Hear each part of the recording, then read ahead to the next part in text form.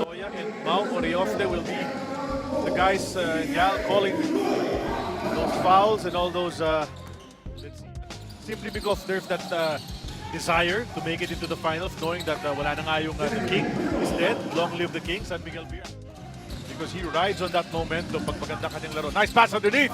Tenorio finding Scottie Thompson, moving without the ball, and one of the best at getting to the right spot, Scottie Thompson. That shouldn't be happening anymore for Meralco because they've been... So another chance. Scottie will line it up from 3. And you know, that makes this guy all the more dangerous sa galing at sa years old ba yun? Question mark na lang, 40-something na lang. 40-something. Kasi with the way he plays, you won't even think he's 40 plus. I agree. There's a drive and a foul on this guy. And Aaron Black, of course, always known as Coach Norman Black's son and coming into the league, but has proven... Tinirahan niya sa 3 points kanina to, ha? Completes the 3-point play. The lead is back up. Pringle and Jeff Chan on the side for that 2-3. Alam mo, pag maganda kasi mga strategies, you see Pringle getting that baseline for a basket. Now, even against the San Miguel Beermen, he hit big shots.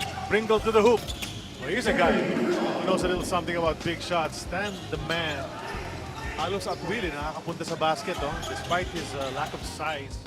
Pero ang kutob ko sa Ginebra, kung magpapalitan lang sila ng basket, Meralco will have to make stops. And shots like that, Stanley Pringle smelt blood nung si Travis Jackson ang bumabatay sa kanya. And sabi niya, this is my time to get my confidence. I was trying it out in the first quarter.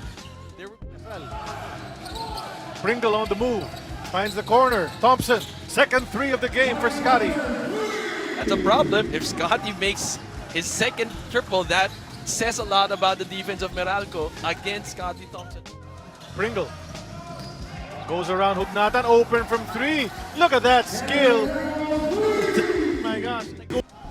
But they take it away once again. Meralco on the run. Newsom to Baser, and this time, it's blocked away by Scottie once again. And Scottie being a thorn in the side of Baser Amer. 2 plays in a row. Relax lang. Stand. That's how easy it is. It doesn't matter kahit ganun kalaki. Tenorio, naligay na. Tenorio, creating some space, pass underneath. Scottie with the basket. Moving without the ball to perfection. Second time, Meralco was caught napping with the same play. Backdoor play by Scottie Thompson. Bong Quinto and Chris Newsom again miscommunicated in that play. I'm gonna say, if he misses that, you're sure it's gonna go the other way. And Pringle. Look how quickly they turned that around. Dance through the defense right there. And you can see Tony Hodge outside the stand. 6 to shoot. Stand on the move! parang nag-freeze lahat eh. Oo nga eh. Parang, di ba tapos na maglaro si Jason Castro kanina? Wow. Parang Jason Castro yung nangyari dun eh. Check this out. Pringle splitting the D, parang Red Sea. Amazing play of the quarter powered by Smart. Experience next level speeds. Smart 5G. Established in 1989, the House of Tim Cone has now Dynamics of being in the bubble. And you know, how do you bounce back? How do you re-strategize? You know, dati kasi, syempre, outside the bubble, pagka ganitong series, mahaba-haba, may ganitong kalaki yung talo mo, may kumuyang kang pamilya na pwede mo kausapin and just, you know, get your mind off things for a while. But now, let's see how the adjustments will